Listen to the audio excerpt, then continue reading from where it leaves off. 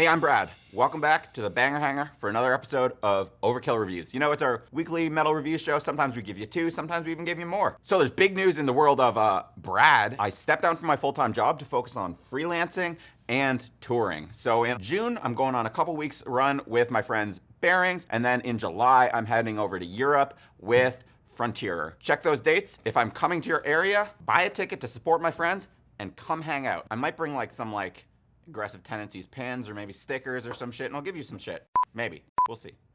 You know the deal. Hit subscribe. If you have the means, donate to our Patreon. Either way, we appreciate all the support. Look, man, if you haven't figured out what this review is, I can't help you. Even if you didn't read the title because it's autoplayed or some shit, have you not watched my Whitechapel or Inter Armour reviews?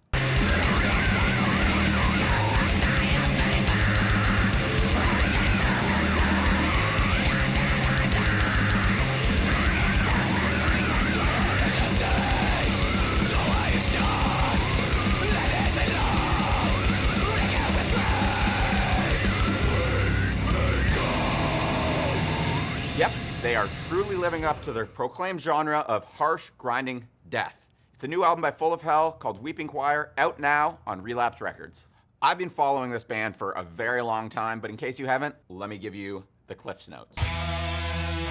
Full of Hell formed in 2009 with members split between Maryland and Pennsylvania. This is their fourth album, assuming you're only counting their albums. They've also done collaborative LPs with Merzbow and 2 with The Body. They've done some EPs, 4 noise tapes, splits with bands like Nails, Code Orange Kids, Psy Warfare, and Intensive Care. After starting as more of a straightforward, albeit metallic hardcore band, they've been consistently adding more death metal, grindcore, noise, sludge, etc. to their mix. Although on 2017's Trumpeting Ecstasy, the core portion shifted almost entirely to grindcore as death and grind took over their sound. Vocalist Dylan Walker explained that this is a companion piece to the last album. So is it more of the same, or are they shaking it up on this sister album? Or is it brother album, companion album?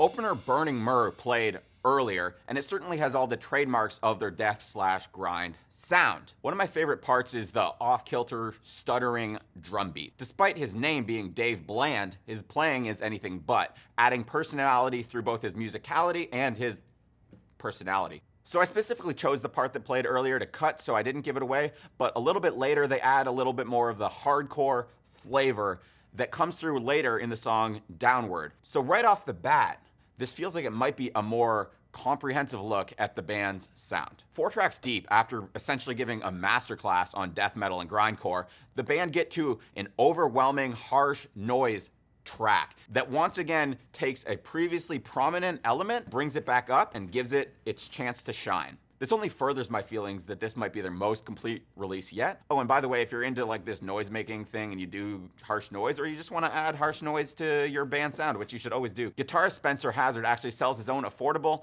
noise making devices under the name Industrial Hazard. So pick them up and make your band more badass. His bread and butter is still the guitar though, as evidenced on Downward, in Odds and Ends track with an emphasis on the odds. The opening clashes off-putting discordance with just crushing sledgehammer crunches that are only accentuated by the bass added by Sam Digrestine. Fuck, did I say that right? Armory of Obsidian Glass is the album title personified with an actual weeping choir swelling beneath. It's like wind through a tunnel, but it's just going fast enough to make the noise, not enough to be a fury and sounding angry. Note, the one-woman chorus comes courtesy of a mournful Kristen Hayter of Lingua Ignota. With this track's push and pull, it's the closest thing that we get to the title track from the last album, although the vocals are less haunting in a, horror movies reanimated creepy doll way and more in just the overall vibe. They trade that in for a morbid angel-esque opening to the Lord of the Ring checking Silmaril, which gives way to a caveman beat in the vein of mincecore with vocals that are so unintelligible they would make a Neanderthal sound well-spoken. The vocals there are, and excuse me for a second, I'm about to enter a minefield of poor pronunciation, are courtesy of Paulo Paguntalan of Ensenathrak. But the fact that it was plausible that these vocals were the band's actual vocalist, Dylan Walker, is a testament to his diverse range. He shrieks, gurgles, grunts, and growls like no other. Remember my Whitechapel review when I was like, Phil from this band is one of my top 3 active vocalists, while Dylan is one of the other ones. In fact, my friend Mary Zimmer actually analyzes vocalist performances from the perspective of a vocal coach over on her channel Voice Hacks. I sent her a song from this band and she was intrigued and decided to do a video about it, so go check that out when you're done here. We'll put a link down below. Angels Gather Here has this industrial din with these like thunderous crashes. Well, Igramil fuck man, this band has some crazy song titles. Like what's an Igramil? Fuck my life. Well, Igramil the Many has this like high-pitched guitar freakout that predicts the saxophone tantrum that will come later. It reminds me a little bit of Imperial Triumphant, which if you've been watching these videos, you know I always think is a good thing. So this is the part where we usually put worst parts. Ha! No.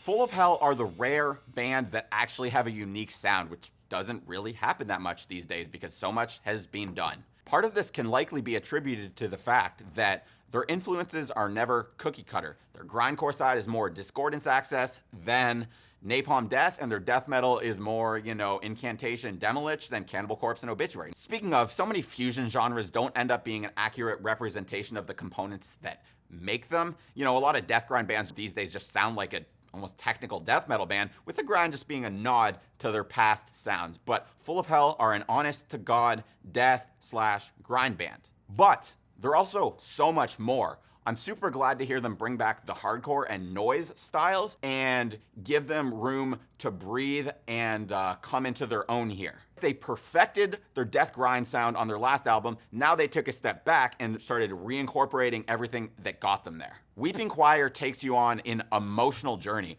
and none of it is positive until you get to the end, and then you're immensely satisfied with what you just heard. So because of that, I'm giving this my first ever 5 out of 5 skulls on Overkill Reviews.